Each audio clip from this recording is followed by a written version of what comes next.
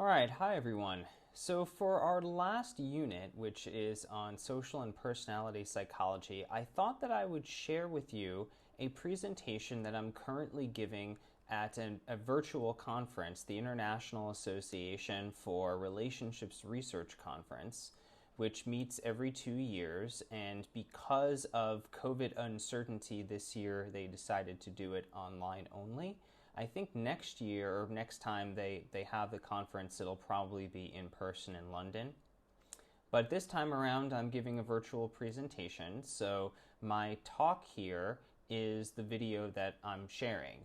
And the title is called No Remorse, Sexual Infidelity is Not Clearly Linked with Relationship Quality or Well-Being in Ashley Madison Users. This is part of research that I'm conducting with Samantha Joel and her student Victoria Dale. Our work is currently under review and we hope to have it published soon. We have a lot of findings in this paper, so what I'm presenting here is kind of a trimmed down version, and I'd be happy to follow up with anyone who's interested in some of our other findings and has any questions. So to start off, we know a lot about romantic infidelity, colloquially known as cheating. Scientists have been studying this for a while now, and we have large bodies of research evidence. But I don't want to bury the lead here. Some of our findings in the current study, particularly the null findings, challenge some of the core assumptions and results from prior studies. So what are those prior studies? Published research suggests that dyadic variables, such as relationship satisfaction and commitment matter, as well as individual differences like sociosexuality, which is a trait that captures people's desire for sex without emotional attachment and predicts pursuing a greater number of sexual partners, as well as environmental factors, like how tolerant other people would be in one's community or culture should one decide to cheat. But while relationship scholars tend to agree that these other factors matter to some extent, there is heavy emphasis on the relationship deficit model of infidelity, which basically suggests that people cheat on their partners when there are suboptimal relationship factors, perhaps low satisfaction or high conflict, or something wrong, something going awry with the relationship itself. But my colleagues and I have come to suspect that this model is limited or, at best, incomplete. And this is based on some of our previous work, as well as some previous work from other scholars, as well as some of our own research. As early as the 1980s, some researchers found that a substantial proportion of those having affairs said they were either happy or very happy in their relationships. In some work that I published over the past few years with Justin Garcia and Irene Sapelis, we found a more diverse array of people's motivations for affairs, which included dyadic things like anger at one's partner or feeling neglected, but it also included things like wanting to enhance their self-esteem and personal autonomy, wanting a greater variety of sexual partners, and situational factors like being under stress.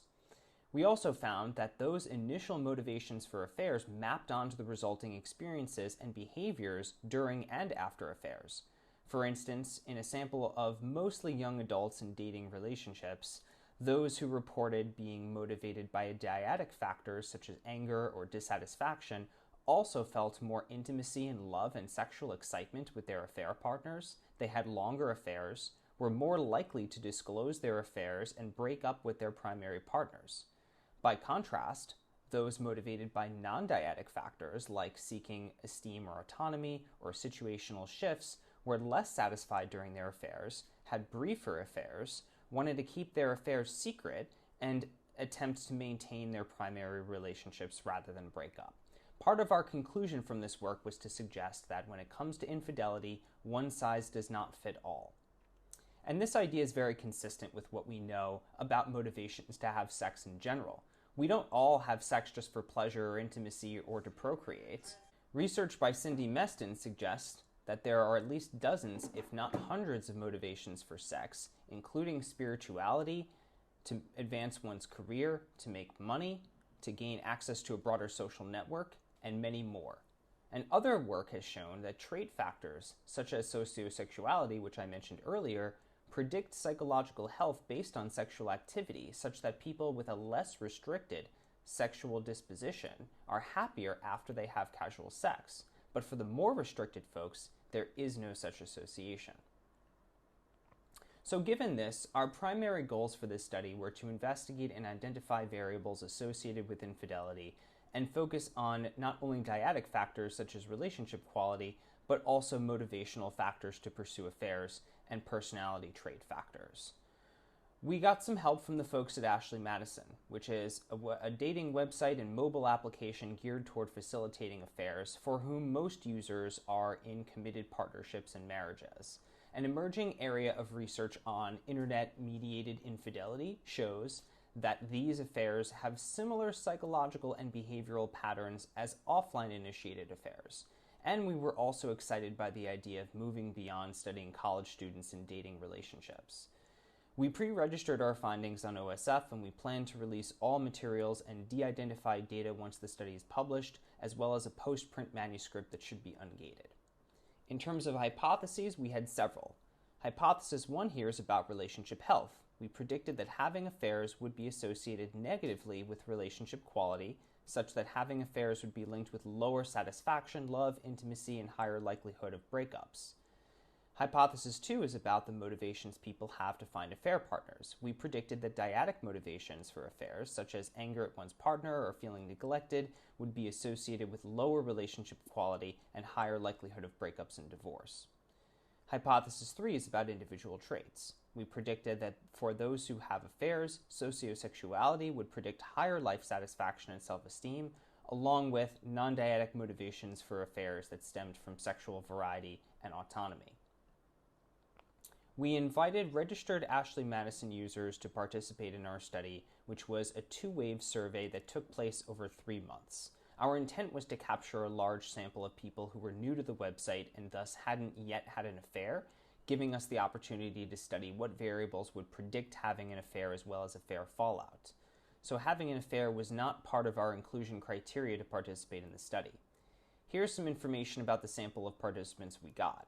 Our participants were mostly middle-aged with an average age of 53 years. It was overwhelmingly male, and I think that's important to address in terms of sample generalizability. Only about 10% of our sample were women, with 1.5% non-binary.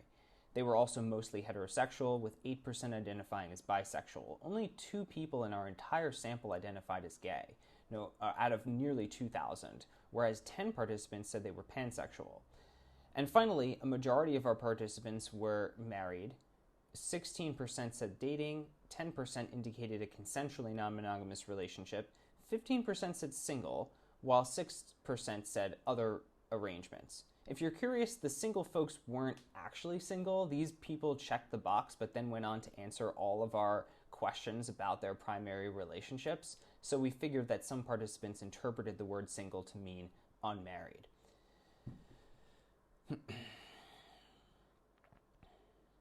In terms of our measures on our surveys, we had 5 items tapping into relationship quality, such as I feel satisfied in my relationship. We had 8 items for motivations for infidelity, such as I'm seeking a variety of sexual partners. 6 items capturing trait sociosexuality, such as sex without love is okay. And general well-being, we had 3 items, such as overall, I feel good about myself. And we also asked participants questions related to their affairs, including how enthusiastic they were about finding affair partners, affair satisfaction in terms of sexual and emotional satisfaction, and regret. For those who did not have an affair, we asked them to indicate reasons why not, including dissatisfaction with affair partners and having second thoughts due to their nagging conscience. So first, let's go over some of our descriptive data about our sample to put the results in perspective. As we anticipated, even though most of our participants had reported a history of infidelity, most had not yet had an affair through Ashley Madison by the start of the study. Relationship quality overall was hovering around the midpoint of the 5-point scale that we used. Satisfaction wasn't all that great, but feelings of romantic love were high, higher than expected. And a quarter of participants said they sought couples counseling to improve their relationships. So it wasn't entirely negative across the board. But this next piece of data is very revealing. Half of our participants said they were not sexually active at all with their spouse or partner. This is the dead bedroom phenomenon. And in terms of relationship quality measures, you can see most of them are hovering around the midpoint, but sexual satisfaction was definitely the lowest. And I think this really is where the action is. Indeed, when we looked at the motivations for affair items, sexual dissatisfaction was by far the highest rated item. So when we asked participants, why are you motivated to have an affair, sexual dissatisfaction was at the top of the list. Others that stood out were autonomy seeking and sexual variety and low commitments. But notably, the other dyadic deficit variables, like being angry at one's partner or feeling neglected, were among the lowest rated. Finally, and I'll show you these data on the next slide, when we asked people how satisfied they were with their affairs, those numbers were very high and regret was very low. So here are those data. Clearly, significantly above the midpoint of the scale. We did run those tests against the scale midpoint, and affair satisfaction is clearly high. And so in terms of characterizing our sample, I think it's safe to say these folks really enjoyed themselves, and it doesn't seem like they think they did anything wrong. Now let's get to some of the key results that stemmed from our hypotheses. Hypothesis 1, which had to do with the association between relationship quality and affairs, was not supported. We found no evidence that those who had affairs scored lower on relationship quality indicators compared to those who didn't have affairs. Relationship quality was also not associated with enthusiasm for finding affair partners. We also found no evidence that affairs were associated with breakups or divorce. We also probed the reasons participants gave for why they didn't have affairs, with the notion that maybe higher relationship quality would predict feeling more dissatisfied with potential affair partners, more or less a measure of derogating alternatives, but we didn't find evidence for that either. We did find that relationship quality directly predicted a lower likelihood of breakups or divorce. So generally the higher quality of the relationship, the more likely that participants stayed with their partners. That was a bit of relief to find, so our participants were not totally weird. For hypothesis 2, we found partial support. As we predicted, dyadic deficit motivations to have affairs, such as feeling angry at one's partner or feeling neglected, were associated with lower relationship quality. Although we didn't predict this, we found that autonomy seeking was actually associated with higher relationship quality and higher self-esteem. And then we also found that sexual dissatisfaction predicted a higher likelihood of breakups or divorce. Hypothesis 3 was also partially supported. We did not find evidence that variety or autonomy seeking motivations predicted life satisfaction or self-esteem after affairs, and nor did those variables predict higher affair satisfaction, but we did find, as predicted, sociosexuality was associated with higher life satisfaction for those reporting affairs. And as I mentioned on the last slide, we also found that autonomy-seeking motivation was associated with higher self-esteem in the whole sample, so not just those who had affairs. So overall, our participants seemed to be very strongly motivated by sexual dissatisfaction. They seemed to really enjoy their affairs and felt little in the way of regret. Importantly, we found weak support for the relationship deficits model of infidelity. Relationship quality in our participants was not associated with affairs, affairs were not linked with disillusion, and there was no evidence for derogating alternatives as a function of relationship quality.